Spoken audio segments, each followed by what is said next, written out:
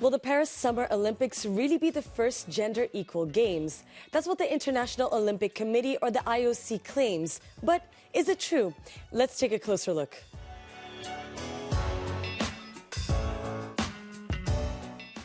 The International Olympic Committee, or the IOC, has been lauding itself for having achieved full gender parity for the first time in history. One of the hashtags for the Paris Summer Games is #GenderEqualOlympics. But is that the reality? Well, these Olympic Games will have a 50% participation rate between men and women.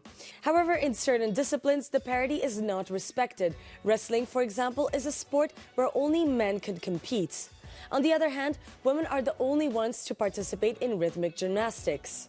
The IOC has also modified certain events. The 50-kilometer walk, previously reserved for men, will instead be a mixed relay race. However, there are still more events reserved for men's sports than women's during these upcoming Summer Games in Paris. According to Michelle Donnelly, Assistant Professor of Sports Management at Brock University, numbers alone don't tell the whole story. Parity is not the same thing as equality. It's a numerical equality. It's about numbers. Equality is a much fuller kind of understanding of men and women not only having the same number of opportunities, but having the same conditions of participation. Those might be differences in the length of races, the size and weight and kind of spacing of equipment in an event.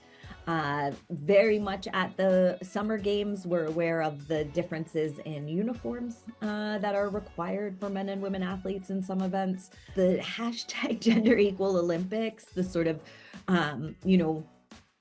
more than what's actually happening claims that are being made right now are very concerning in terms of really sending the message that we're there. We've achieved gender equality, and we just haven't. Women remain hugely underrepresented during the Olympics as coaches or technical officials. However, it's true that gender parity has been quickly increasing, considering the hurdles women had to overcome to be part of the Olympic Games.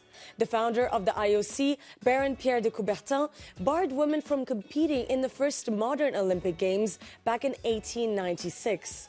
Women did not make up more than 10% of participants until 1952. And it was not until 2014 that the IOC added full gender parity as one of its goals.